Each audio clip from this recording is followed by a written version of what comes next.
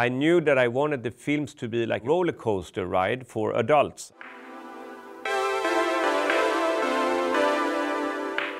The success of a luxury cruise, it mainly depends on you. Enjoy the moment. It's always, yes sir, yes ma'am. No. What? Everyone's equal.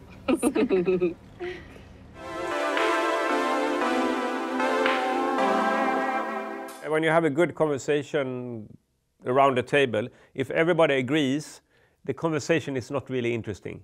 And there's not really something that is important for me to provoke, but I think it's important for me to bring up topics where I know that people maybe don't agree. Because otherwise, why should I communicate? It's silly to say, oh, the weather is so nice today. And everybody's, yeah, it is. But you want to bring up something that makes us reflect on who we are and what kind of situation we are sharing, or in which way we can improve a society. Say things that everybody agrees on will not create any interesting discussion and will not improve society.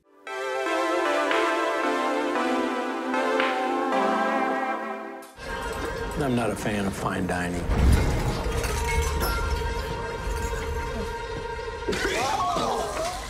There he is. He doesn't look well. That is interesting because I felt like I wanted only to portray seasickness, but if I pushed it far enough, it would mean something else. But for me, it's only people that is trying to deal with etiquette of eating a captain's dinner. You know, when it's very important on which fork and which knife you're using. And suddenly they start to hear that someone is throwing up in the other part of the room. And I was very interested in looking at the one reacting on it. What's happening over there? Should I continue eating now? It was once again when people are fighting to not lose face that interests me.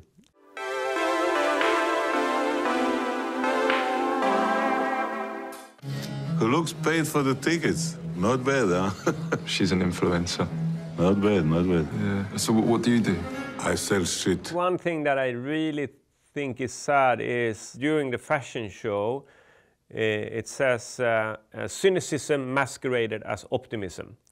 And for me, this quote, cynicism masqueraded as optimism, it says so much about our times and how we position ourselves. We have come to a certain place in the world where you can see these horrible movies on or small clips on Instagram when you see influencers go up to someone that is homeless and giving them $1,000 and like, here you have, you know, like, And so to helping other people have all of a sudden became a way to position yourself, a way to strengthen yourself. It's the philanthropy brought down to every single individual and to the brands, but it's a cynicism because it's about your own interest rather than another human being's interest, and that makes me angry mostly, but also you can feel sad when you see it. Congratulations! Show me that Balenciaga look. Suddenly I'm dressed in something way less expensive. It's H&M! Yay! Balenciaga! And H&M! Balenciaga! And H&M! When we get the money from the film institutes in Europe, we are safe. Then we are economically safe. So we don't have to punch all the way to reach the audience, as they have to do in the US. So if you just compare yourself with American cinema, if the audience don't go to you and watch your movie, then you lose your job and you can't pay your kids' high school, etc. It's a huge pressure on people working in the American film industry. In Europe, we can get a little lazy when it comes to reaching the audience. When I started to make Force Majeure, also when I made The Square and Triangle of Sadness, I wanted the films to be like a wild roller coaster ride for adults. I wanted the audience to go in and see something that when they are walking out, they have actually experienced something. We have to create a good group. Yeah.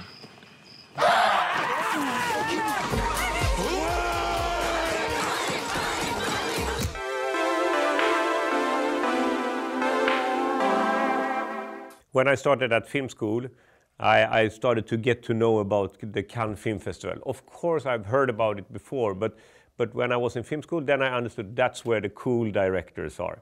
the one that you look up to. So it created a dream, of course, about Cannes Film Festival.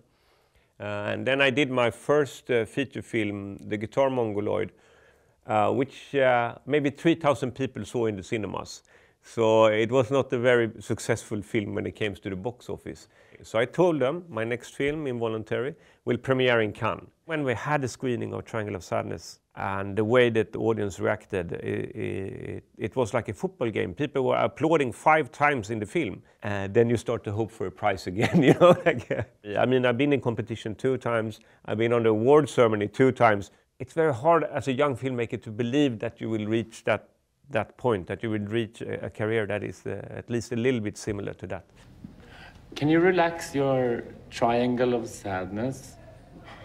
That's like between your eyebrows here. Okay. A little bit more. Okay. And open your mouth so you look a little bit more available. Okay, not that much, a little bit less.